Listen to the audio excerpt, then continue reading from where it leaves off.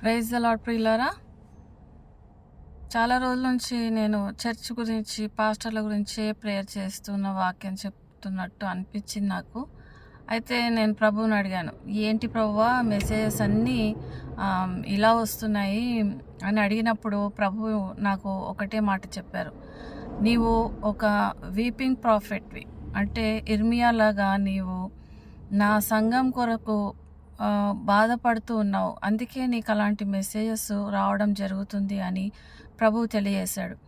అయితే ఇర్మియా గురించి మనం ఏం తెలుసుకుంటామంటే, ఆయన ఇశ్రాయేల్ గురించి ఎంతో బాధపడుతుంటాడు. వారు చెరలోనికి వెళ్ళబోయే ముందు అనేకమైన ప్రవచనాలు ఇర్మియా ప్రవక్త తెలియజేస్తూ, ఇప్పటికైనా మీరు మారండి అని ఇశ్రాయేళ్లను చాలా మటుకు ఆయన హెచ్చరించాడు. ప్రభువు ఆయనను ఆ సమయంలో, అంటే వారు ఇజ్రాయెల్ నుంచి బబులోనుకు చెర పట్టబడి తీసుకెళ్లే సమయం ముందు ఆయన ఉన్నట్టు మనం బైబిల్ గ్రంథంలో చూస్తాము.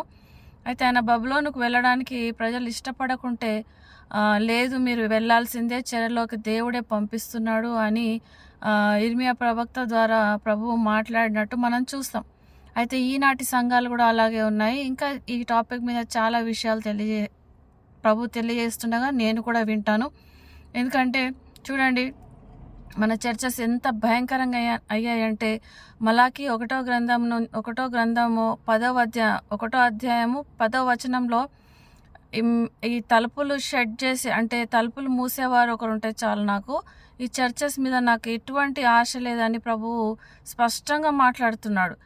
ఆల్రెడీ ఆ కార్చిచ్చు నార్త్ ఇండియాకు వచ్చేసింది. దేవుని ఉగ్రత అక్కడ ఉంది. అక్కడ చర్చెస్ అన్నీ మూయబడ్డాయి. అది మన దగ్గర కూడా రావచ్చు, రాకపోవచ్చు.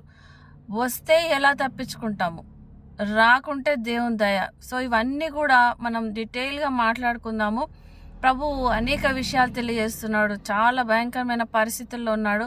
మరి ప్రవక్తగా నేనేం చేయాలి ప్రభు అని ప్రభువుని అడిగినప్పుడు, నీవు ప్రార్థన చేయకు, వీరి కోసం నువ్వు ఎటువంటి ప్రార్థన చేయకు, ఎందుకంటే నీవు చెప్పినా వారు వినరు అని ప్రభు తెలియజేయడం జరిగింది. అయితే నేను చెప్పక మానలేను, ఎందుకంటే ప్రభువును శాంతపరచలేను, మీకు చెప్పలేను, మీకు చెప్పకుండా నేను ఉండలేను. మీరు మారినా మారకపోయినా నన్ను ఒక కావలి వారిగా ప్రభు ఉంచాడు కాబట్టి ఆయన మాటలు నేను తెలియజేయాల్సిందే, ఎందుకంటే నేను లెక్క చెప్పాలి ప్రభువుకు కాబట్టి. అయితే ఈ టాపిక్ గురించి రేపు తప్పకుండా మాట్లాడుకుందాము. ప్రభువు సహాయం చేయను గాక. ఆమెన్.